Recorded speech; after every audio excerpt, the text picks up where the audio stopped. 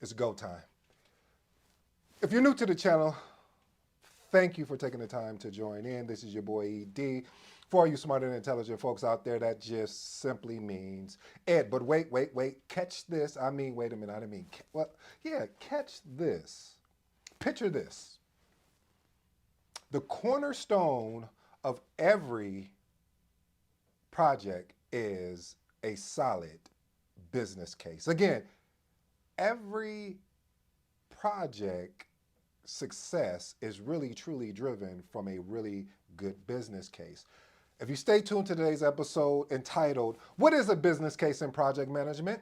Again, what is a business case in project management? I hope today I can arrest your attention with some of that. So we're going to get into my 7-point framework. If you're new to the channel, we have a 7-point framework in which I have 7 points that I go through.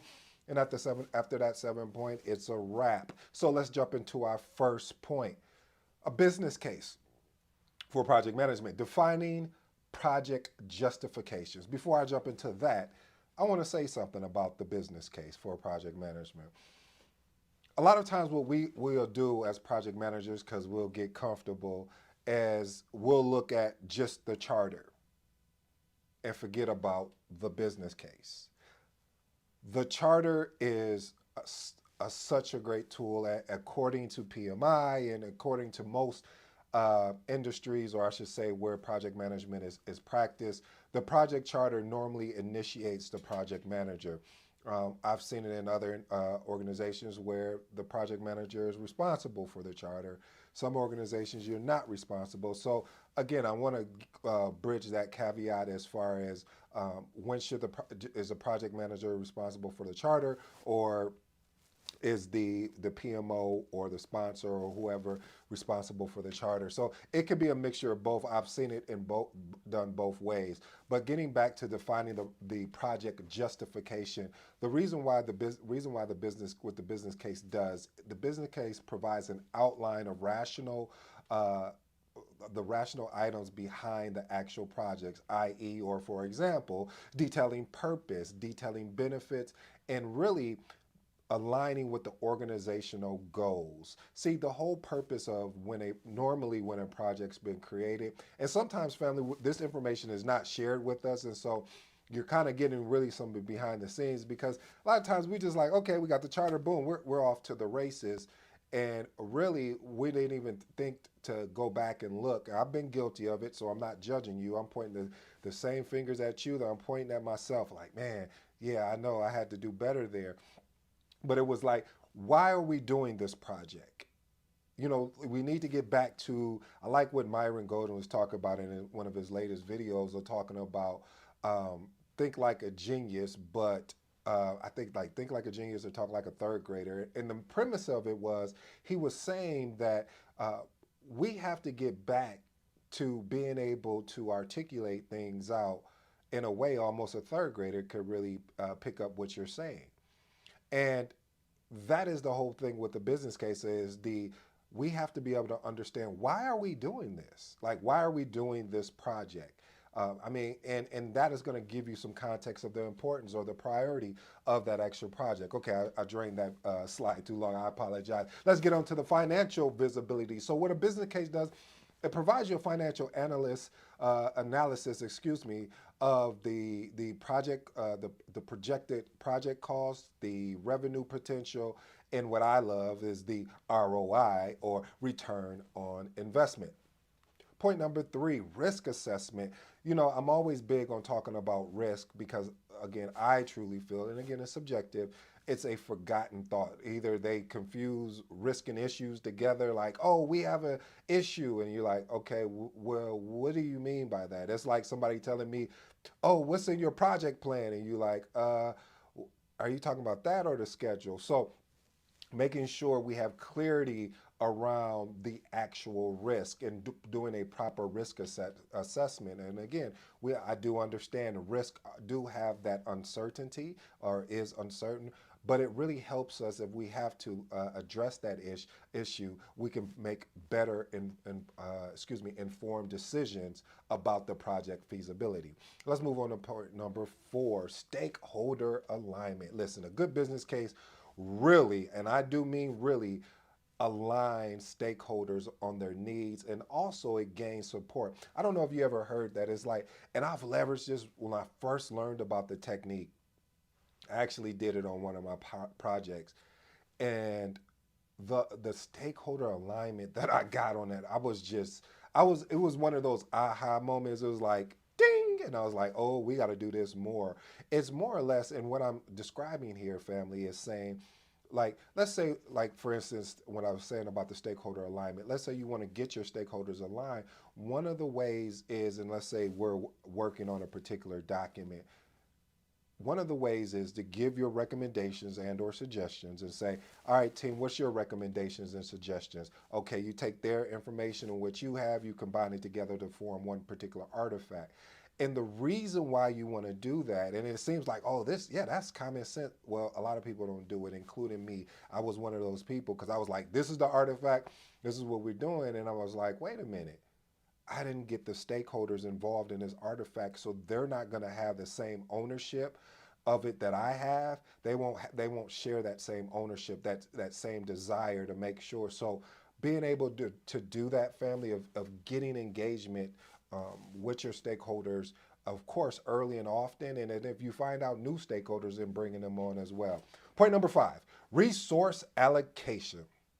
Listen, a good business case will really truly help you understand the resources that will potentially be required. And when I say resources that are required, you got to look at it from a funding standpoint as well as materials, or basically just the overall of personnel. Are we going to hire an expert, or are we going to hire intermediate, or are we willing to hire somebody that doesn't really have the skill set but is willing to learn? So one of the things is we have to focus on resource allocation. One of the biggest things in projects of what I see as what they deemed as failures, it always stems back. I know we have the triple constraints, but it's also a resource constraint that also plagues projects as well.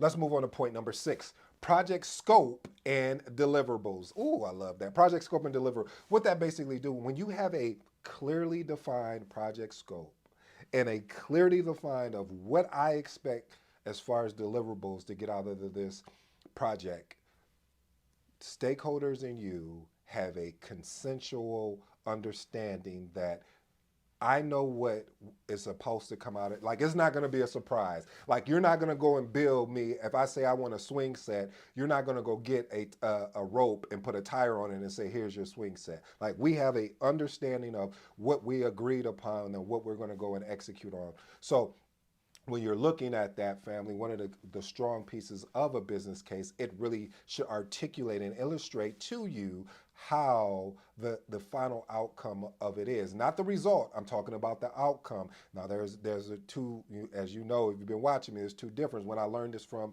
one of my mentors named Dawn, she taught me that because I was like, she asked me, she was like, yeah, so what are the outcomes you looking for? And I'm putting down, like, results. I remember when I was saying, like, oh yeah, I want to result. I mean, I wanted to basically get my I have to renew my CSM, and I have to get a facilitation certification. I want to get that. And she was just like, okay, but what is the outcome? And I was like, oh, well, the outcome is in obtaining those certifications, it would allow me to be more marketable. So that was the outcome. You see kind of the difference. But yeah, family, just when you're doing that, when you are building a business case, if you have an opportunity to be part of that process, making sure that that business case is really clearly defined about what the expected, now again, expected deliverables are, with your stakeholders will create a common ground. I don't know why I keep hitting that, but anyway, I digress. Decision-making framework.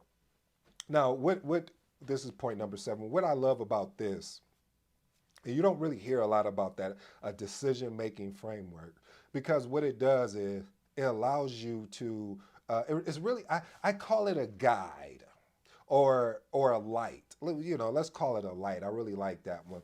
It's really a light to guide executives for project approval or, watch this, rejection. So a business case says, okay, this is the business case. This is what we decided we were going to do.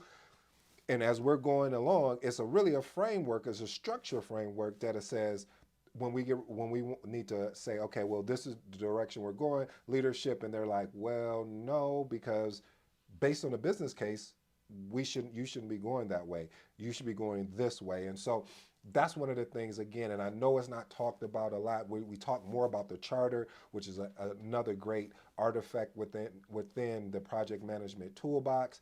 But again, we can't forget about the business case, and it doesn't have to be this exhausted 30-page 50-page type deal. It could be a one pager, it could be a two pager, as long as it articulate within that document what we're looking to accomplish from a level of, and again, I'm going to say this, I'm really going hard on this business case, and it's because I know the importance of it, family. I mean, and if you've never worked with a business case before, there's so much detail that normally you would spend time with when you get the charter that you would start doing. That business case really is a foundational principle that I wish more project managers and more project firms talked about, because that helps people outline and understand it from where you're going, where you're at to where you're going. So, hey, I won't talk anymore about that business case, but I hope you enjoyed today's episode. This has been your boy D. Until next time, I'm out.